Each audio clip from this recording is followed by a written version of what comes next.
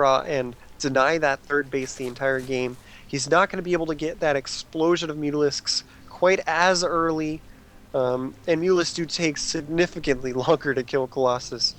So WhiteRaw's looking like he's in a really good position here versus this Mutalisk strategy. He should be able to hold this off. If he can get his third base up, he's going to be in an excellent position to play this into the later game. He'll have all the resources he needs to make whatever units he wants. And DimagaZ kind of struggling here. Wants to do some damage with these mutas, but WhiteRaw has that nice group of stalkers here with the sentry, able to throw up a Guardian Shield in case DimagaZ decides to attack in on those stalkers. But that's not a very likely happenstance. Well, DimagaZ does appear to know that he's in a bad spot, and that's why we're seeing this aggressive, risky play. He waited on that Zergling speed, has it now, has the Mutalisk count, but he's going for rapid expansions, and they are in weird spots. What DimagaZ doesn't know is that he's been scouted in this top right position, but he certainly has not been scouted on the top left, and that's a gutsy grab, and it might really pay off. Another battle happening at the second expansion of WhiteRaw, and DimagaZ has just enough Mutalisks to force the Stalkers into retreat, but there are cannons just behind them, and it looks like these Mutalisks are going to be forced to run back. DimagaZ does not want to sacrifice his Mutalisk count, wants to keep that number high so he can roll over anything that he happens to Look catch. over at 3 o'clock, there's 3 Zealots picking away at this hatchery. He's going to be forced to cancel it. Barely cancels it in time. Putting that off to the last moment, you can see that he put a pylon here. And that's going to really cut into what was DimagaZ's ace in the hole of, I'm so far behind, I'm going to play it really risky, expand twice. Now he's expanding it super risky. He's going for 3 at a time, the triple expansion. This is over the top, but it's one of those things, it seems so insane.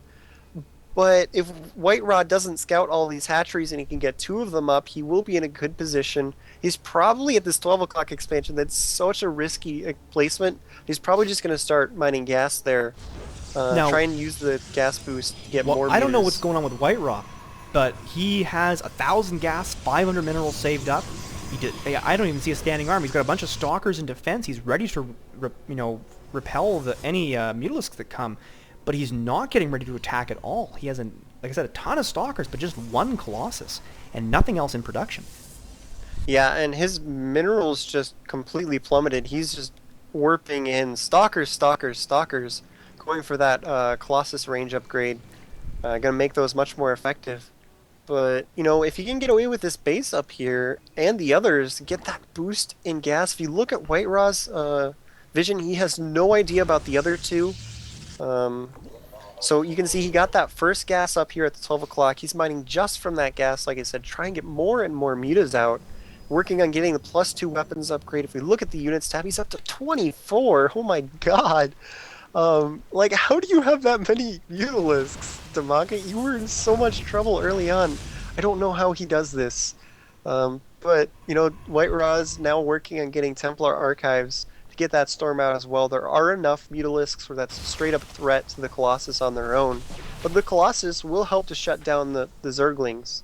So where he won't be able to do just pure mutiling, he will need to add in a couple of roaches or something else on the ground. Or else these Zerglings are just going to get torn up by that splash damage. Now, to WhiteRaw's credit, he has a very good setup going on both of his bases, has good walls of pylons, cannons to deny Zergling attacks. That's a real problem, is that when you're dealing with Mutalisks, Zerglings come out of nowhere and wreck something. But WhiteRaw does need to put pressure on because just by his inaction, he has great defense, but by not attacking, he's let DimagaZ back into this game to a point where he's frankly probably ahead now. Armies relatively equal size, DimagaZ behind in the worker count.